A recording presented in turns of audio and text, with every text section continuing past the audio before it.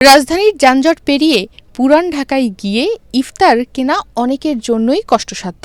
মূলত ঐতিহ্য, স্বাদ আর বাহারি রকমের খাবারের কারণেই চকবাজারের ইফতারি পণ্যে অনেকের আগ্রহ বেশ। বিশেষ করে ভোজন রসিকদের কাছে চকের ইফতার মানেই বিশেষ কিছু।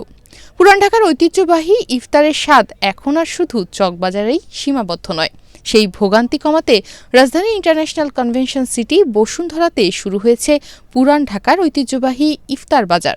প্রথম রোজার দিনেই দেখা গেছে ক্রেতাদের উপচে পড়া ভিড়, অর্থাৎ চকবাজারের ঐতিহ্যের আদলেই এখানে তৈরি করা হয়েছে সকল ইফতারি পণ্য। রমজানের প্রথম দিন থেকে আইসিসিবির এই বিশেষ ইফতার বাজারে ক্রেতা বিক্রেতাদের পদচারণায় মুখর হয়ে ওঠে।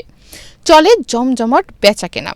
দশমবারের মতো আয়োজিত এই বাজার চলবে ২৭ রমজান পর্যন্ত। প্রতিদিন বিকাল ৩টা থেকে ইফতার পর্যন্ত পাওয়া যাবে সকল খাবার। এটা গুড অ্যাপ্রিসিয়েট, আমি প্রশংসা করি এবং আপনাদের এটার জন্য আমরা বারবার প্রতি বছর আসি আর কি।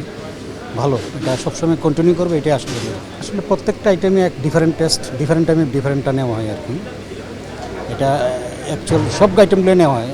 আপনাদের হেরিটেজের যে বিভিন্ন আইটেমগুলো আছে ওই আইটেমগুলো প্রত্যেকটাই ভালো আর কি। আসলে কি পাওয়া যায় এখানে? বিরিয়ানি প্রেমীদের জন্য রয়েছে বাসমতি ও চিনি গুঁড়া চালের মাটন কাচ্চি, মোরগ পোলাও ও বিফ তেহারি। রোস্ট প্রেমীদের জন্য চিকেন ও মাটনের নানা পদ, পাশাপাশি চিকেন রেশমি, হারিয়ালি, তন্দুরি ও বিফ শিক কাবাব সহ রয়েছে কাবাবের বিশাল সমাহার। পুরান ঢাকার ঐতিহ্যবাহী ডিম চপ, কালাভুনা ও মাটন হালিমও মিলছে এই আয়োজনে। বসুন্ধরার কাছে এই কারণেই আমাদের থাকি বসুন্ধরাতে, এই জন্য এইটা একটা পুরান ঢাকার ইফতারি এখানে হয়েছে, এই জন্যই আসা হয়। আর যেমন পুরান ঢাকার ইফতারি বেইলি রোডে, কারণ এখান থেকে তো বেইলি রোডে আসলে যে ইফতারি কেনা সম্ভব না, এই কারণে যেহেতু এখানে আসছে, এই কারণেই প্রতি বছর আসা হয়। আইসিসিবিতে ইফতার কিনতে আসা বসুন্ধরা আবাসিক এলাকার ক্রেতারা জানান, যানজট ও দূরত্বের কারণে পুরান ঢাকা বা বেইলি রোডে গিয়ে পছন্দের ইফতার কেনা সবসময় সম্ভব হয় না। তাই আইসিসিবির এমন উদ্যোগকে তারা স্বাগত জানিয়েছেন। ভালো, পুরনো ঢাকায় আসলে তো ঐতিহ্যবাহী খাবার সবসময় তো আমাদের ট্রাই করা হয় না। খুবই ভালো উদ্যোগ, আর কন্টিনিউ হোক আমরা চাই, কারণ আমরা এত দূরে গিয়ে আসলে এগুলো উপভোগ করতে পারি না। এখানে অংশ নেওয়া বিক্রেতারা বলছেন, পুরান ঢাকার ঐতিহ্যবাহী ইফতার নিয়ে তারা এই আয়োজনে অংশ নিয়েছেন। সব আইটেমই ফ্রেশ রাখা হচ্ছে, আর এত ক্রেতার উপস্থিতিতেও তারাও সন্তুষ্ট। আমরা যদিও পুরান ঢাকার বাবুর্চি, কিন্তু আমরা নতুন নামে আর কি, নতুন ঢাকার নামে, যেহেতু নতুন ঢাকাতে আমরা ব্যবসাটা স্টার্ট করছি, হ্যাঁ, এই জন্যই আমরা নামটা রেখেছি নতুন ঢাকা, নিউ ঢাকা ক্যাটারিং। তো আমরা বেসিক্যালি বিভিন্ন বিয়ে, শাদী, সেমিনার, ফেয়ার, এক্সিবিশন, বিভিন্ন জায়গাতে আমরা খাবার টাবার সরবরাহ করে থাকি। ঢাকাতে বড় বড় অফিসে খাবার সরবরাহ করে থাকি, এটা আমাদের ক্যাটারিং বিজনেস। তো ফেয়ারের জন্য আমরা এটাই প্রথম।